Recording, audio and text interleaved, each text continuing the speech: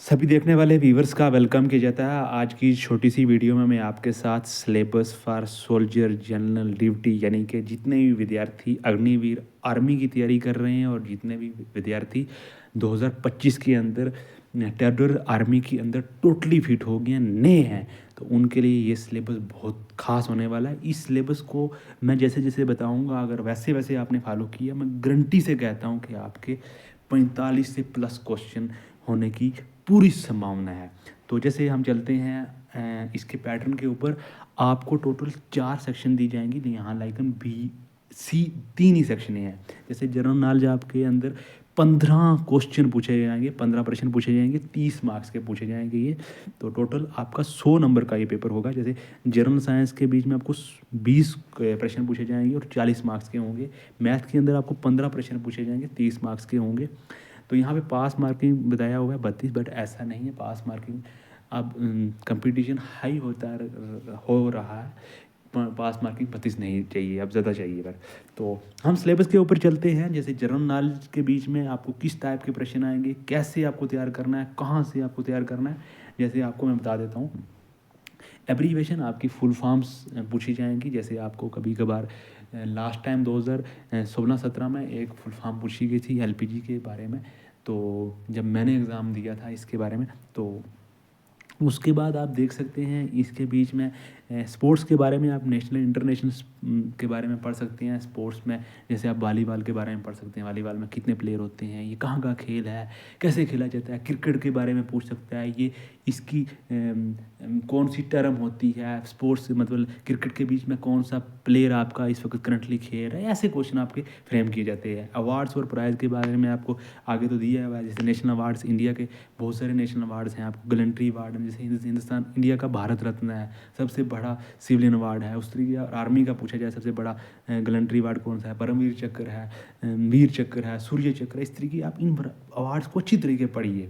History के बारे में आपको इंपॉर्टेंट डेट्स पढ़नी है, बैटल्स पढ़नी है, जितनी भी आपकी तारीखें हैं, जैसे चोरी चूरा इंसिडेंट कब हुआ, साइमन कमीशन कब इंडिया में लागू हुआ, इंडियन नेशनल कांग्रेस कब बनी, इस तरीके की आपको इंपॉर्टेंट डेट याद रखनी है। बैटल्स कब हुई, जैसे हल्दी घाटी बैटल कब हुई, फर्स्ट बैटल ऑफ पानीपत कब हुई, चाउसा की लड़ाई कब हुई। तो हिस्ट्री के लैंड स्मारक के बारे में पढ़ना है। इंडियन हिस्ट्री तो यही आ गई ना मॉडर्न हिस्ट्री के भी में। नेशनल मूवमेंट्स आपको ज़रूर पढ़नी है 1885 के बाद की। जियोग्राफी के अंदर आपको सोलर सिस्टम ज़रूर पढ़ना है। 1 से 2 क्वेश्चन इससे पक्का फ्रेम होते हैं। मैं तो सोलर सिस्टम से अभी भी आपको लिखवा के मेरे से ले लो कि आपको प्लैनेट से एक क्वेश्चन पक्का आएगा कि आपको कभी पूछ सकता है कि रेड प्लैनेट कौन सा है, ब्लू प्लैनेट कौन सा है। ये आप ज़रूर पढ़िए।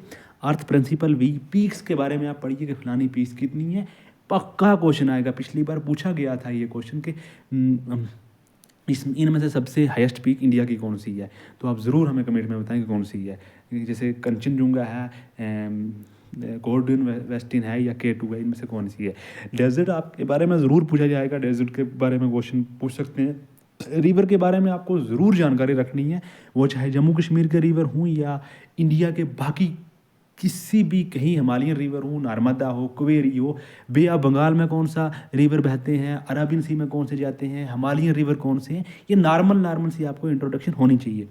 लेक्स एंड फेमस लेक्स के बारे में आपको नॉर्मल सी पता होना चाहिए कि फलानी लेक फलानी जगह है, फलाने डिस्ट्रिक्ट में है, फलानी स्टेट में है। ये चीज़ें आपको, वाटरफॉल तो आपको पक्का पूछा जा सकता है ना इस बार। जियोग्राफिकल के अंदर आपको टालेस्ट, बिगेस्ट और लॉन्गेस्ट, जैसे सबसे बड़ा टावर कहाँ है, स्टेचू कहाँ है, ये चीज़ें आपके अंदर होंगे। टर्मिनोलॉजी के भीतर आप थोड़ा इस डरे होंगे, यार ये चीज़ क्या है। आपको मैं बता दूं कि geographical term, economic term, astronomical terms, legal term and miss terms, ये एक ऐसी टर्म्स होती है ना जो आपको हर सब्जेक्ट की थोड़ी थोड़ी बहुत ही नॉलेज होनी चाहिए। जैसे आपको जियोग्राफिकल टर्म्स के बीच में पूछ दिया जाए कि वोल्केनो क्या होता है, या आपको पूछ दिया जाए कि वेदरिंग क्या होता है। इस तरीके इकनॉमिक्स के अंदर आपको जीडीपी के बारे में पूछा जाए, जीडीपी क्या होता है, छोटी छोटी नॉर्मल या लीगल टर्म्स ये पूछी जाए। इस तरीके आप यूएनओ के बारे में अच्छी तरीके आपने पढ़ना है। यूएनओ से एक क्वेश्चन ज़रूर फ्रेम होगा।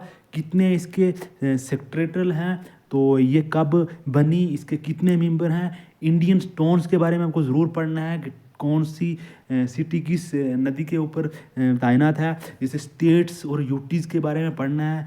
इसके बीच में कैपिटल्स कौन सी है, इसकी राजधानी कौन सी हैं, और इंस्टीट्यूशन रिसर्च ये आपको ज़रूर पढ़ना है। स्पेस के ऊपर, स्पेस स्टेशन के बारे में पढ़ना है। फेस्टिवल से आपको एक प्रश्न ज़रूर पूछा जाएगा, ये तो मेरा अभी से आप लिखवा लो। न्यूज़ एजेंसीज़ के बारे में भी आपसे क्वेश्चन पूछा जाता है। 5-6 न्यूज़ एजेंसीज़ हैं इंडिया की। तो कॉन्टिनेंट एंड सब कॉन्टिनेंट के बारे में आपको पढ़ना है, कितने कॉन्टिनेंट हैं, कैसे कॉन्टिनेंट हैं, उनके अंदर कितने कितने ममालिक हैं। इन्वेंशन और डिस्कवरी आपको तो थोड़ा थोड़ा पढ़ना ही है। इन्वायरमेंट के बारे में आपको 5 से 6 टॉपिक पढ़ने से, फूड चेन क्या होता है, इन्वायरमेंट क्या होता है, इकोसिस्टम क्या होता है, इकोलॉजी क्या क्या होता है, ये छोटी छोटी टर्म है। आपको एक बुक प्रेफर करूँगा, उसको आप पढ़िए बार। द कॉन्स्टिट्यूशन इंडिया के बारे में आपको पूछा जाएगा कि फंडामेंटल लिबर्टीज़ कितनी हैं, फंडामेंटल राइट कितने हैं, या प्रेसिडेंट क्या होता है, या प्राइम मिनिस्टर क्या होता है, या वाइस प्रेसिडेंट क्या होता है, सुप्रीम कोर्ट क्या होता है, छोटी छोटी चीज़ें। Religious community and principal languages, ये लैंग्वेजेस के ऊपर भी पूछा सकता है। ये रिलीजियस कम्युनिटी ऐसी चीज़ें हैं जैसे राज्यसभा, राज्यसभा बोलेगा, जैसे प्रार्थना समाज क्या होता है, आर्य समाज, ये ऐसी समाज के बारे में। Principal languages, national international day आपको ज़रूर याद रखने हैं, इसके बारे में भी एक क्वेश्चन ज़रूर पूछा जाता है। जैसे आप देखिए नेशनल इंटरनेशनल डे, जैसे आपको कभी प्रश्न में पूछा जाएगा कि वर्ल्ड इन्वायरमेंट डे कब होता है, या ज़्यादातर इंडिया के बारे में पूछते हैं, नेशनल डे के बारे में पूछते हैं, जैसे स्पोर्ट्स डे कब होता है, इन्वायरमेंट साइंस डे कब होता है, ऐसे क्वेश्चन। और आपको इंटरनेशनल ऑर्गेनाइजेशन बहुत अच्छी तरह से याद करनी है, जैसे सार्क कब बना, ओपेक कब बना, G7 कब बना, इस तरीके आपको G20 कब बना। तो ये चीज़ें याद रखनी है। बुक एंड ऑथर के बारे में आपको ज़रूर पूछा जाएगा एक प्रश्न।